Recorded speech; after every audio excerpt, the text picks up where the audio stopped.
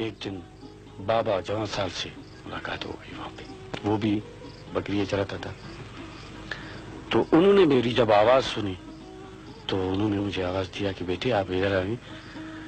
آپ کو یہ گانے کا کیسے شوق ہوا؟ اس وقت آپ کو معلوم تھا کہ بابا جوان صاحب بلوچی زبان کے ایک بہت بڑے شاعر ہیں اور بہت بڑے نعت گو ہیں؟ جی جی یہ مجھے معلوم تھا، اس لیے کہ وہ بھی آتے تھے ہمارے وہاں دادے کے پاس.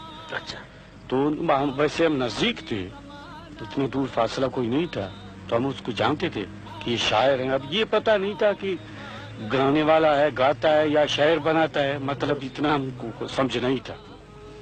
تو جناب انہوں نے مجھے کہا کہ بھائی آپ کا تو آواز بڑا اچھا ہے، آپ تو اچھے گانے والے میں سے بنیں گے اگر آپ کوشش کریں، سیکھیں.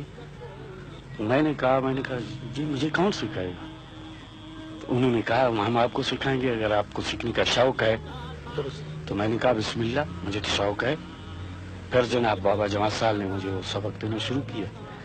پھر وہاں سے آہستہ آہستہ ہم نے 2-4 گانے اس کے، ہم اس کو شعر بولتے ہیں، مثلا بڑے بڑے وہ 200 مصرے کے شعر ہوتے ہیں، 250 مصرے کے شعر. اردو میں 2 مصروں کو شعر کہا جاتا ہے، جبکہ بلوچی میں پوری داستان شعر.